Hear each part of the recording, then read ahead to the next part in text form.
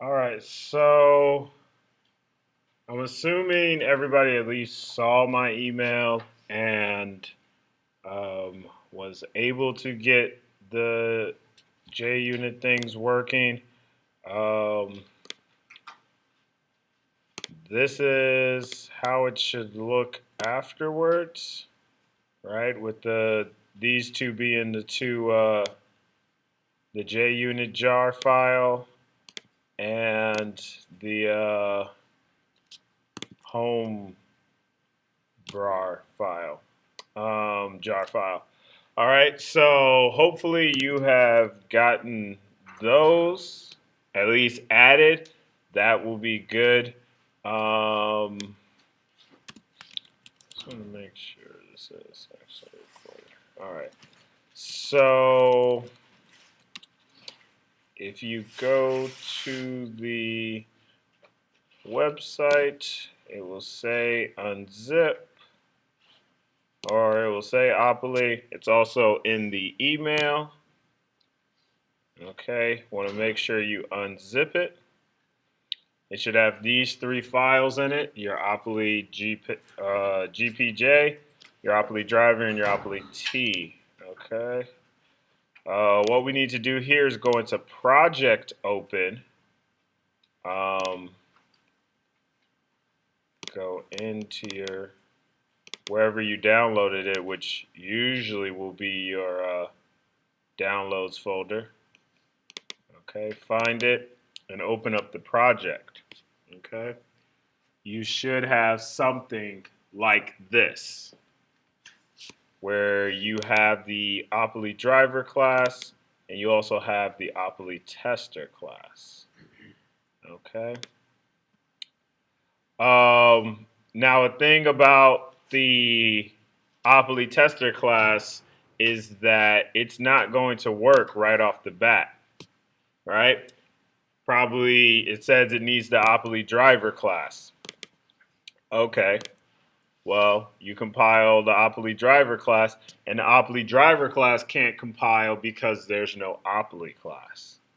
Okay, so you have to create, before you can get things working, you still have to like do some work, right? You still have to read the project description and do some work to get things working.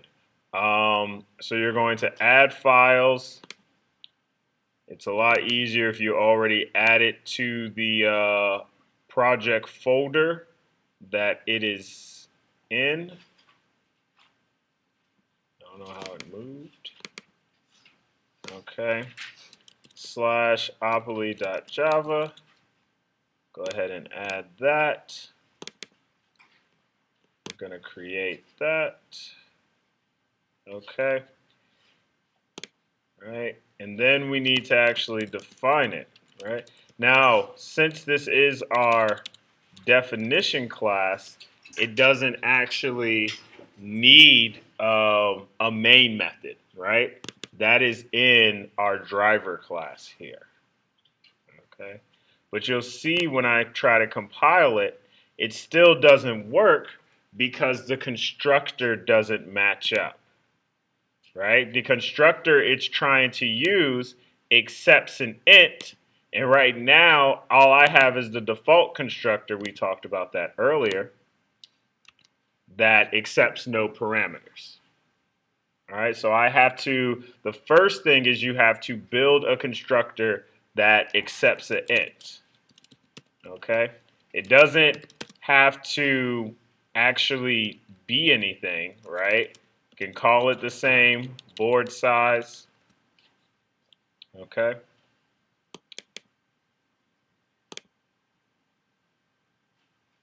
And then it says we need a play game method. I don't have a play game method, therefore I cannot compile. Now, how can I write this play game method? Well, I don't need to really write the play game method, okay? We start off with small things and we build up to the play game method, okay? So this is one of those things where if something seems too intimidating, okay, you're probably right. Try to get to something smaller. But we can go ahead and define the play game method and then we can come back to it later. So we're going to make the play game method. The return type is going to be void because this isn't returning anything, right? It's not being outputted to a variable. It's not being printed out. It could have a return type and just not do anything with it, but most likely the return type is going to be void. So if you see something that's called like this, not being assigned to a variable, not being printed out, the return type is probably going to be void. So I have public void play game, and then I know it accepts no parameters because here there's nothing in the parentheses. So just on the flip side, where I had something in the parentheses for Opoly, which meant that I had to define that constructor, I don't have anything in parentheses for my play game method, which means that inside of my play game method, when I define it, I don't have to put anything inside my parentheses. We do our curly braces. As I always said, line them up so you know what's inside of that method. Let's compile it now. And it compiles, right? Now look, I haven't done anything. There's no like real functional code written, right? But at least I've gotten to a point where my driver class can compile.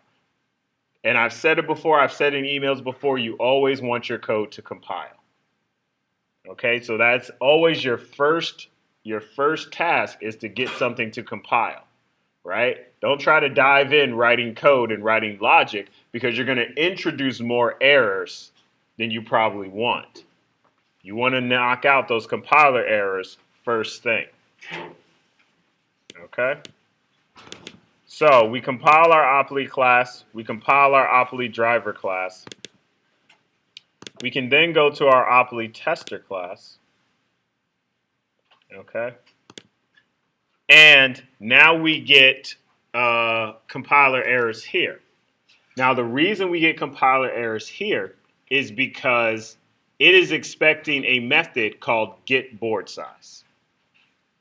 So the same way that our driver class was expecting a method called playGame, this is expecting a method called getBoardSize. Now, again, how am I going to know what the return type of getBoardSize is? Well, it's probably going to be int because when I'm comparing it to an int. Okay, so you can use the test case, the information in the test case, without it even passing to figure out how to write this method. Okay, now this one's super easy. I'll walk you through this one. Then the rest should come with you. All right. So when we do getBoardSize, we know it's going to return an int. So we have public int getBoardSize. It has to match up exactly with how I wrote the method in the test case. Capital B, capital S, no parameters. Okay. Now if I try to compile it again, now we're going to throw an error.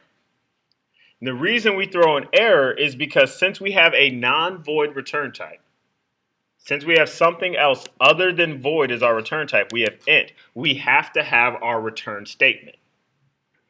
Okay. Now this is a getter, okay, which means that it probably is returning some attribute, right? And an attribute is just a variable that's shared throughout our entire class. Which makes sense. Other methods are going to need to know what board size is, so we probably should make it accessible to everything. It's also part of our constructor, and remember constructors are there just to initialize default values, right? To initialize default values for our attributes. So we define our attributes at the top of our class, right? We make our attributes private so that we're in control of them. We control who can have access to them and who can change them. So we make it private, we make it int, and we'll call it board size. Okay.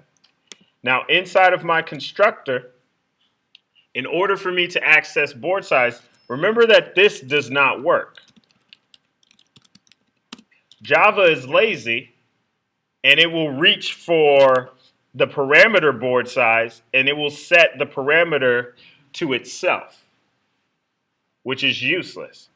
If I want to access the attribute board size in comparison to the parameter board size, I need to use the keyword this dot board size.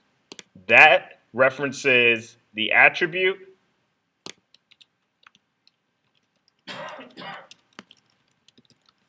This references the parameter. Okay? And then inside of my get board size method, it's the same as get check money, get age, get name, a lot of other getters that you've seen before in other classes. We're just going to return board size.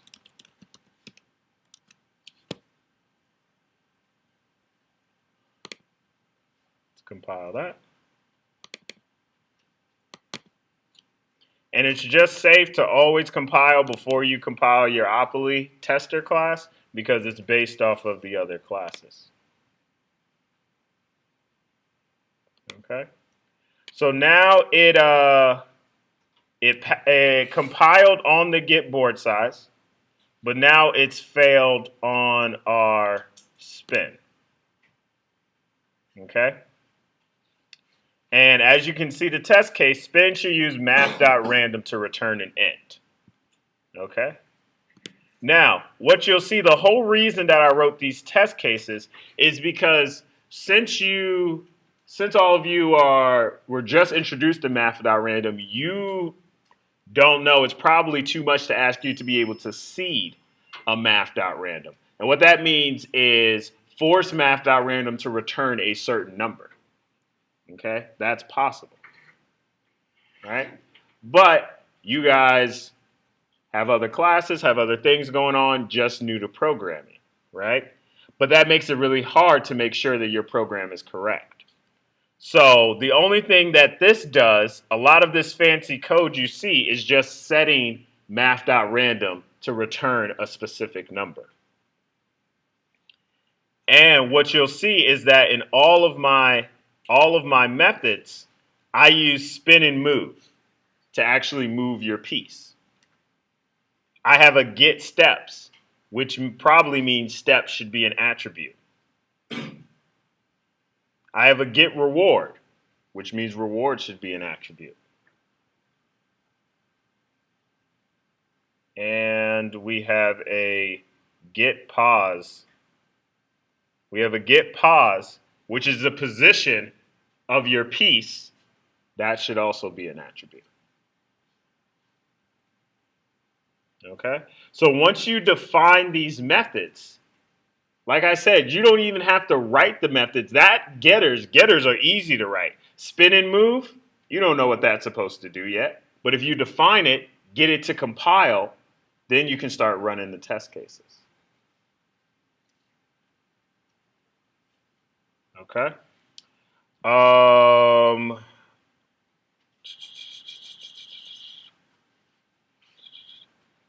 So most of the time it will tell you what your test case, it will either fail or it won't compile, right? Something will break inside of it, right?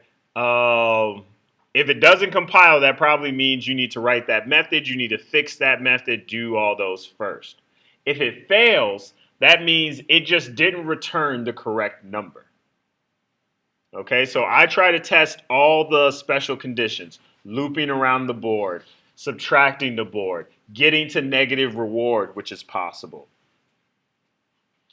Okay, winning the game in different types of situations. Counting steps, keeping track of how many rounds there are. All right, as I said in the email, I don't test your output, right? iJava already does that for you, right? You can put your code in iJava and test the output. So you have to write the display report and draw board methods on your own. But as I said, in my email. You should write all your logic down first because that's the important part. Printing out the screen is very trivial.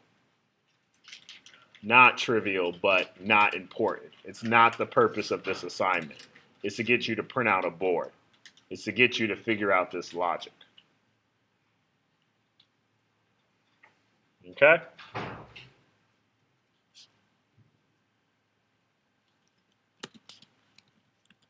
Any questions on that? Yeah, what's up?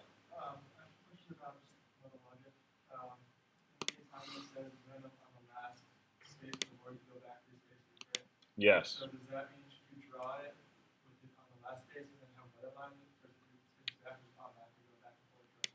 So the question is that since when you land on the last space, you have to go back 3 spaces. Should you draw it on the last space and then have it draw it again going back 3 spaces? From everything I've seen, you automatically draw it back 3 spaces. And so that means your code should never actually print it landing at the last space. It should always print it back because it prints 1 time for each round. That would be printing twice. Good question.